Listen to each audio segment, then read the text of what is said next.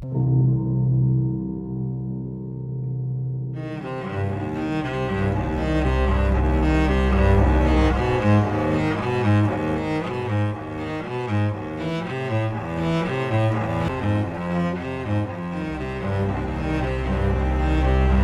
तुमने कभी सोचा है कि इंटरनेट के अंधेरे कोनों में इंसानियत किस हद तक गिर सकती है? एक ऐसा डिजिटल नर्क जहां हजारों लोग मिलकर मासूमों की जिंदगी का सौदा कर रहे थे। साउथ कोरिया एक ऐसा देश जो अपनी टेक्नोलॉजी और कल्चर के लिए जाना जाता है। लेकिन साल 2020 यहाँ एक ऐसा खबर निकल कर आई जिसने पूरी दुनिया के होश उड़ा दिए। इसने दिखाया कि कैसे एक इनक्रिप्टेड मैसेजिंग ऐप टेलीग्राम का इस्तेमाल करके एक भयानक क्राइम सिंडिकेट चलाया जा रहा था। इसे कहा गया द एनथ रूम केस।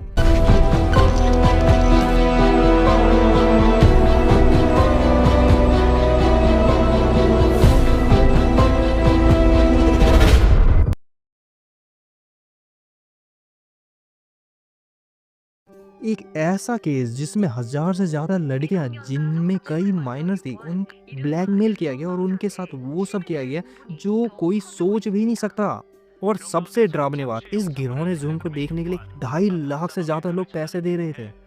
नमस्ते दोस्तों, मैं हूं आपका एथर और आज की ये वीडियो हम गहराई से समझेंगे एनथ रूम स्कैंडल की पूरी सच्चाई, कैसे ये रूम्स काम करते थे, कौन थे इसके मास्टरमाइंड और कैसे दो ऑर्डिनरी कॉलेज स्टूडेंट्स ने अपनी जान पर खेलकर इस डार्क एम्पायर का पर्दाफाश किया।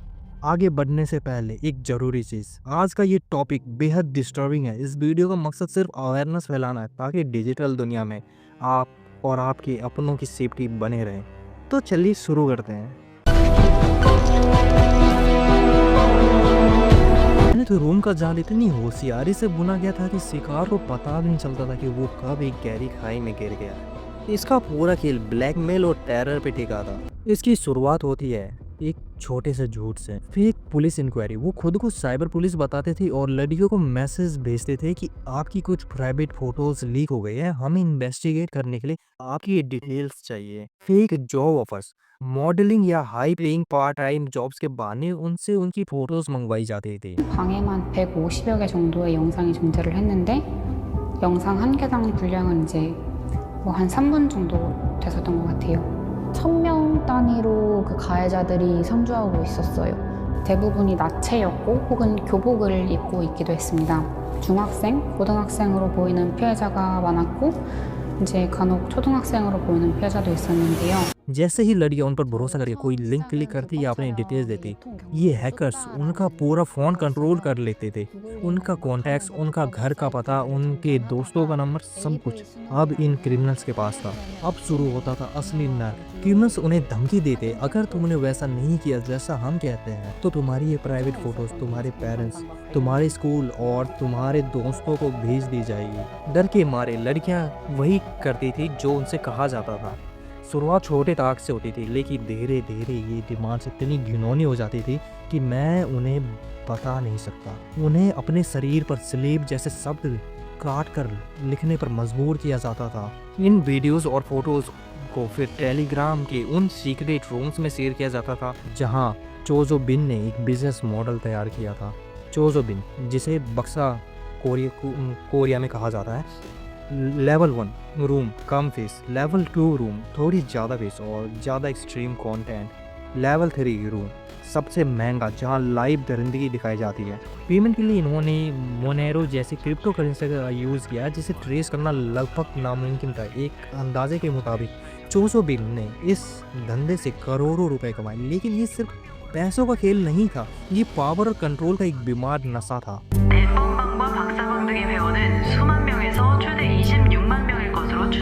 इस वीडियो में आगे बढ़ने से पहले मैं तुम्हें ग्रुप के एडमिन्स के बारे में बता देता हूँ। गॉड मोन योंग वॉक 24 साल का आर्किटेक्चर स्टूडेंट, वो देखने में बिल्कुल आम लड़का था और उसके दोस्तों ने कभी नहीं सोचा था कि वो इतना बड़ा क्रिमिनल हो सकता है। काम करने का तरीका, उसने 2018 में टेलीग्राम पे 8 अलग अलग नंबर से रूम बनाए, इसीलिए एनथ रूम नाम पड़ा टेलीग्राम ग्रुप का। वो विक्टिम्स को ट्रैप करने के लिए उनकी सोशल मीडिया आईडी हैक करता था। वो विक्टिम्स को स्लेव बुलाता था। जब उसे लगा कि पुलिस उसके करीब आ रही है, उसने 2019 में अचानक सारे रूम्स डिलीट कर दिए और गायब हो गया। उसने यूजर से कहा था कि मैं कभी पकड़ा नहीं जाऊंगा। उसे मई 2020 में पकड़ा गया और 34 साल की जेल हुई। डॉक्टर चोजोबिन 24 साल का जर्नलिस्ट स्टूडेंट। इसकी डबल लाइफ थी। दिन में ये एक सोशल वॉलंटियर था जो अनाथ आश्रम में बच्चों की मदद करता था, और रात में बक्सा, जिसका मतलब कोरियन में डॉक्टर होता है, बक्सा बनकर डिजिटल टॉर्चर कंट्रोल करता था। बक्सा ज़्यादा बोले था। उसने इस नर को एक बिजनेस बना दिया। उसने क्रिप्टो करेंसी, बिटकॉइन, मोनेरो के जरिए मेंबरशिप बेचना शुरू किया।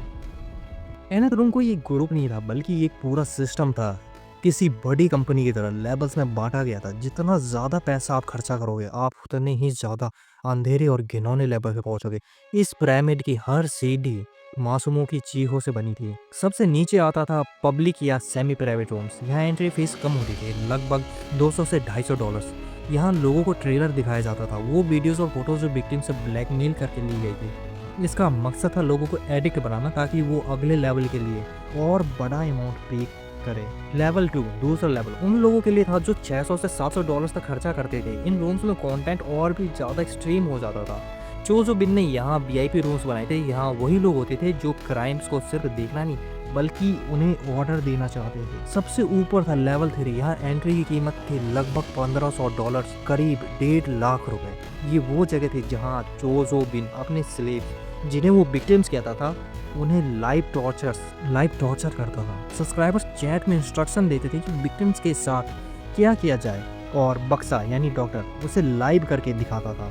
सिर्फ पैसे देना काफ़ी नहीं था। चोजोबिन ने मेंबर्स के लिए कुछ खतरनाक शर्तें रखी थी। यूजर्स को अपनी रियल आईडी या फोटोज देनी पड़ती थी ताकि वो पुलिस को ना बता सके। उन्हें खुद भी गंदा कंटेंट शेयर करना पड़ता था ताकि वो भी इस जुर्म के बराबर हिस्सा बन जाए। अगर कोई भी जानकारी लीक हुई तो उनकी अपनी डिटेल्स पब्लिक करने की धमकी दी जाती थी उन्हें। लेकिन इस पूरे हिरार्ची में सबसे हैरान करने वाली बात बक्सा या गॉड नहीं था। सबसे हैरान करने वाली बात थी वो 2,60,000 लोग। ये कोई प्रोफेशनल क्रिमिनल्स नहीं थे, बल्कि ये हमारे बीच रहने वाले आम लोग, डॉक्टर्स, स्टूडेंट, ऑफिस वर्कर्स थे। इन सब ने मिलकर इस डिजिटल हेल को सस्टेन किया। जब पुलिस और बड़े इन्वेस्टिगेशन एजेंसीज को इसका पता भी था, तब 2 ऑर्डिनरी कॉलेज स्टूडेंट्स ने इस नर को एक्सपोज करने का बीड़ा उठाया। वो खुद को टीम फिल्म कहते थे। उन्होंने एक जर्नलिज्म एग्जीबिशन के लिए रिसर्च शुरू की, लेकिन वो एक ऐसे रात से टकराए जिसने उन्हें अंदर तक हिला दिया। टीम फिल्म ने हिम्मत दिखाई और इन चैट रूम्स में घुस गए। उन्होंने सब कुछ रिकॉर्ड किया, कैसे विक्टिम्स को डराया जाता था,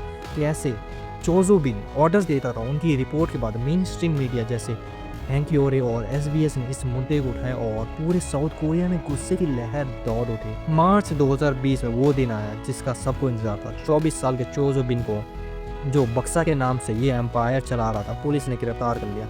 उसका पकड़ा जाना किसी फिल्म से कम नहीं था। पुलिस ने क्रिप्टो करेंसी ट्रांजैक्शन को ट्रेस किया और उन पब्लिक ऑफिसर्स को पकड़ा जो चो को विक्टिम का पर्सनल डाटा निकाल कर देते थे। जब US मीडिया के सामने लाया गया तो सब हैरान रह गए। उसने माफ़ी मांगने की बजाय कहा, मैं उन सब का शुक्रिया अदा करता हूँ जिन्होंने इस शैतान की ज़िंदगी को रोक दिया, जिसे मैं खुद रोक नहीं पा रहा था।